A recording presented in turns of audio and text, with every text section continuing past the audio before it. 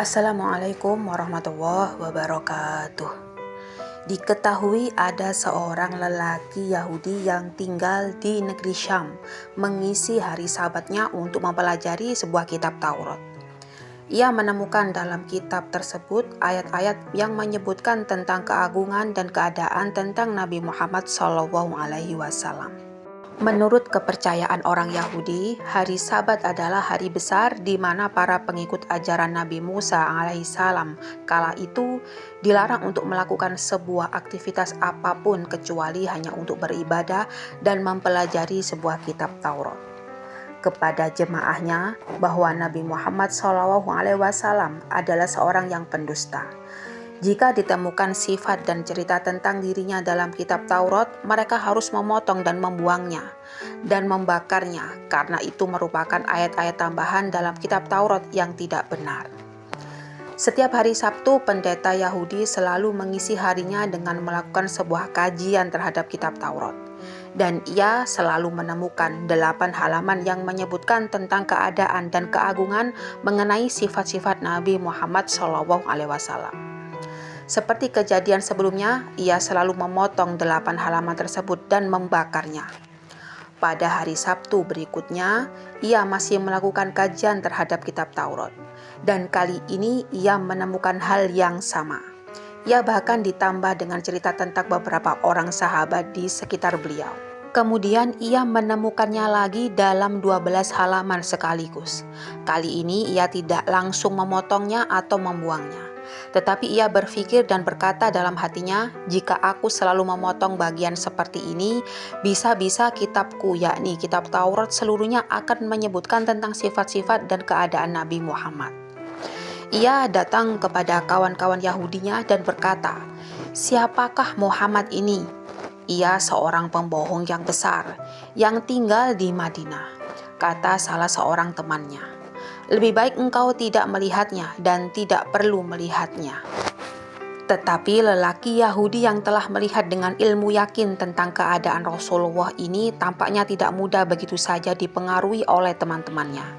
Ia merasa seakan ada sebuah kerinduan kepada sosok Muhammad yang belum pernah ia kenal sebelumnya. Kerinduan yang memunculkan kegelisahan yang tidak akan bisa hilang kecuali bertemu langsung dengan sosok imajinasi dalam pikirannya tersebut. Kemudian ia berkata dengan tegas, "Demi kebenaran Taurat Musa, janganlah kalian menghalangiku untuk mengunjungi Muhammad." Lelaki Yahudi ini kemudian mempersiapkan kendaraan dan perbekalannya dan langsung memacunya mengarungi padang pasir tanpa menunda-nunda lagi.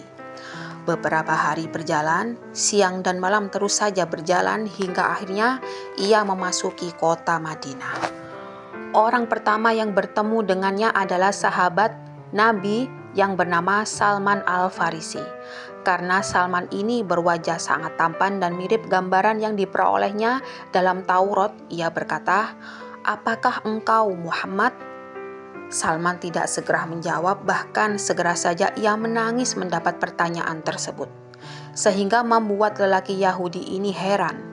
Kemudian Salman berkata, "Saya adalah pesuruh dari Muhammad." Memang hari itu telah 3 hari Nabi SAW wafat dan jenazah beliau baru dimakamkan kemarin malamnya. Sehingga pertanyaan seperti itu mengingatkan kepada beliau dan membuat Salman menangis. Kemudian lelaki Yahudi itu berkata, "Lalu di manakah Muhammad?" Salman kemudian membawa lelaki Yahudi tersebut ke sebuah masjid. Di sana para sahabat tengah berkumpul dalam keadaan bersedih. Ketika tiba di pintu masjid, lelaki Yahudi ini berseru agak keras, "Assalamualaikum ya Muhammad," sampai 3 kali. Ia mengira Nabi SAW ada di antara kumpulan para sahabat tersebut. Tetapi sekali lagi ia melihat reaksi yang mengherankan. Beberapa orang pecah tangisnya. Beberapa lainnya makin sesenggukan dan kesedihan makin meliputi wajah-wajah mereka. Salah seorang sahabat berkata, "Wahai orang asing, siapakah engkau ini? Sungguh engkau telah memperbaharui luka hati kami. Apakah kamu belum tahu bahwa beliau telah wafat 3 hari yang lalu?" Kemudian sontak lelaki Yahudi tersebut berteriak penuh dengan kesedihan, Lelaki Yahudi tersebut menangis terseduh-seduh, tenggelam dalam kesedihannya sendiri, seakan teringat sesuatu. Tiba-tiba ia berkata, "Apakah Ali bin Abi Thalib berada di sini sehingga ia bisa menyebutkan sifat-sifat Nabi Muhammad itu kepadaku?" Lalu kemudian Ali bin Abi Thalib sambil mendekat kepada lelaki Yahudi tersebut. Dan kemudian lelaki Yahudi itu berkata, "Wahai Ali, aku selalu menemukan namamu di kitab Tauratku. Tolong engkau ceritakan kepadaku ciri-ciri dari Nabi Muhammad SAW." Kemudian Ali bin Abi Thalib berkata, "Rasulullah itu tidak tinggi dan tidak pendek. Kepalanya bulat, dahinya lebar, kedua matanya sangat tajam. Kedua alisnya tebal. Bila beliau tertawa, keluar cahaya dari sela-sela giginya. Dan dadanya berbulu, telapak tangannya berisi, telapak kakinya cekung, lebar langkahnya. Dan di antara dua belikat beliau ada tanda hatamun nubuwah." "Engkau benar wahai Ali," kata lelaki Yahudi tersebut. "Seperti itulah ciri-ciri Nabi Muhammad yang disebutkan dalam kitabku, yakni kitab Taurat. Apakah masih ada sisa baju beliau sehingga aku bisa menciumnya?" Kemudian Ali bin Abi Thalib menjawab, "Masih." Kemudian ia meminta tolong kepada Salman untuk mengambil jubah Rasulullah yang tengah disimpan Fatimah Az-Zahra, istrinya dan putri kesayangan Nabi kala itu. Kemudian Salman ini segera bangkit menuju tempat kediaman Fatimah.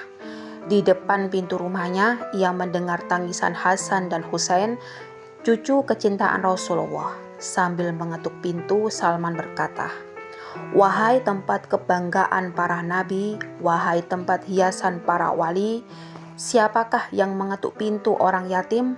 Fatimah menyahut dari dalam. "Saya Salman Al-Farisi," kata Salman.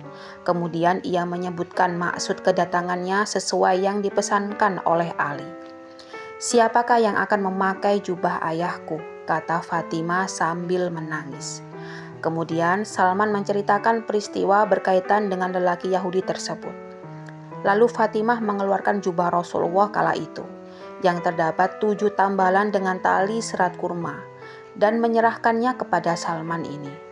Dan kemudian langsung membawanya ke masjid. Setelah menerima jubah tersebut dari Salman, Ali bin Abi Thalib menciumnya diiringi haru dan penuh tangis. Singkat cerita, akhirnya lelaki Yahudi ini berhasil memegang jubah Rasulullah Muhammad ini. Lelaki Yahudi ini kemudian mencium dan mendekat erat jubah Nabi dan berkata, "Betapa harumnya jubah Rasulullah ini." Tak lama kemudian, lelaki Yahudi tersebut terkulai, jatuh dan meninggal dunia. Ali bin Abi Thalib dan para sahabat lainnya ikut terharu dan sedih melihat keadaan si Yahudi tersebut. Kemudian mereka segera memandikan dan mengurus jenazah lelaki Yahudi ini. Lelaki Yahudi ini bukanlah termasuk sahabat Nabi Muhammad kala itu. Bahkan dalam sejarahnya, dia tidak pernah memeluk agama Islam. Namun kecintaan dan kerinduannya kepada Nabi Muhammad SAW yang membuatnya pantas kalau ia dimakamkan di Baqi dan disandingkan dengan para sahabat Nabi Muhammad yang lainnya.